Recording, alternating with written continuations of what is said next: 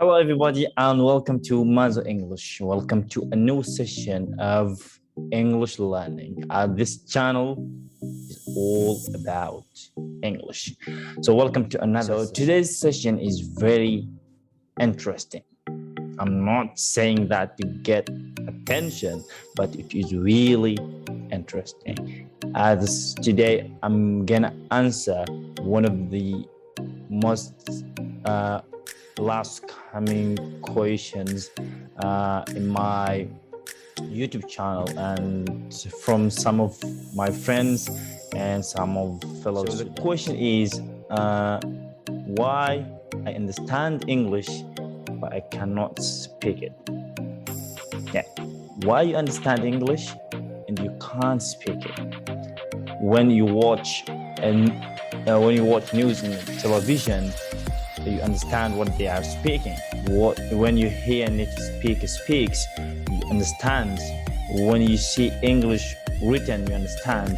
But then when you are asked or when you want to speak English, you struggle to speak it. Why is this problem? So today I am going to answer your question and give you 3 solutions. Let me share my screen with you. So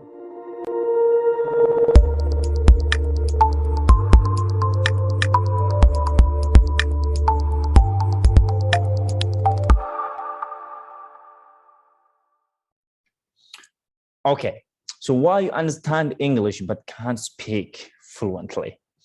So here the 3 solutions I've come to realize with some research and based on my personal experience when I was at university. So the first solution is equilibria, to give the same practice to all your senses.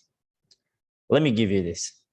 So when you are watching news, you hear English and you understand it, but you are only using your eyes and your ears to watch the news and to understand. Here you are only using 2 senses that the eyes and the ears are getting into practice. But what about your tongue? You speak with your tongue, so you gotta work that part out.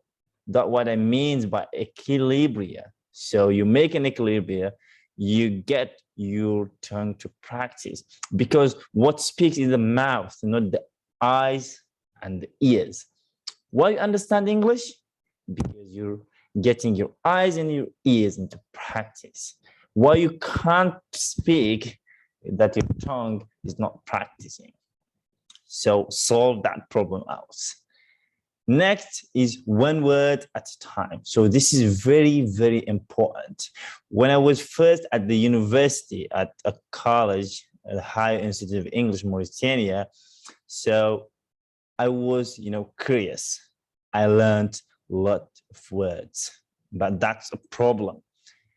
This jump packing with yourself with a lot of words, it's good, but it's not gonna help you speak, because you have to do 1 word at a time. You practice these words hard, practice it hard, then it gets stored in your memory.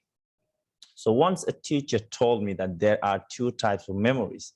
There's what we call short time memory, a long time memory, So in the short time memory, you hear a word, for example, you hear an example like colossal.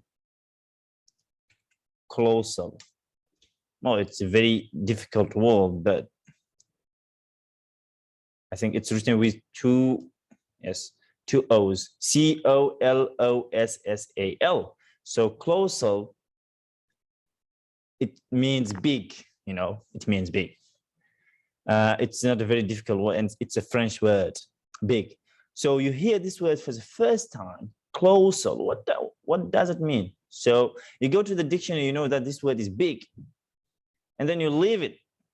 This word might stay with you for 3 days, but then you're gonna forget about it because you didn't rehearse, you didn't put that practice. So for instance, if you hear closer, what you should do is to learn to repeat, to use it in a sentence. For example, you should like use it in a sentence. For example, you can say, let me give us an example for say, it took, for example, 12 boys to lift this colossal, desk, for instance. This shows that this desk is closer. Here you use the word closer.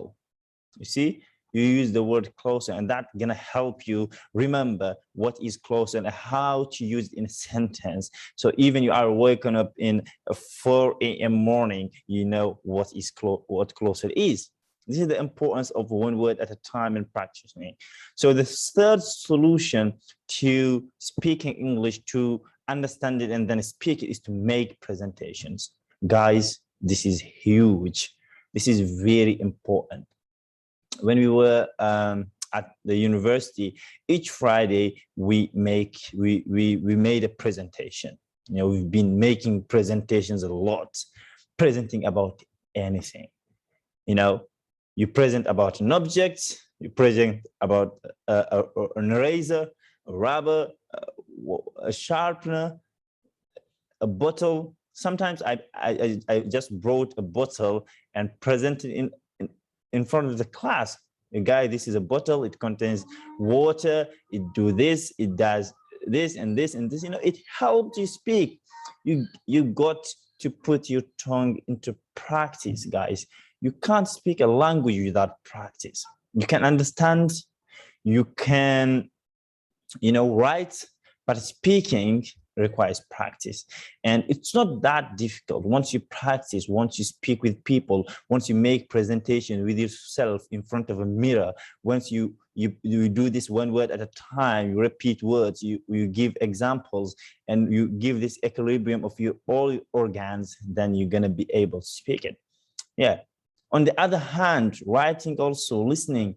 I have a friend, his problem is writing. He speaks, he listens, but he can't write. It's the same problem. He didn't do this equilibria thing. He didn't give much time to writing. He focused on the other sides. So guys, this is all about today.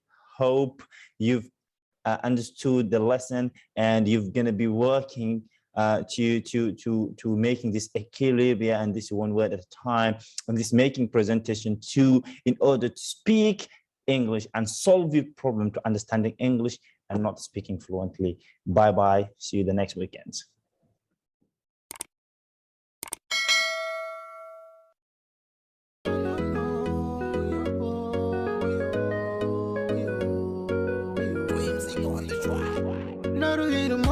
Nado ile jasa fako chuku mojo chuku pondo tanyi was mijo yaro wodi tau etani plus tunu mijo mada pondo mako reference awu yo foot oile osurte adi mo ute mo mao borti mbela belte ha ut wala hange ha urti wateko adi daro jerne borte wut reference ma so woni pondo tinanta ma pile dasma rento reference ma so tawi argo sendu de me piri dasma.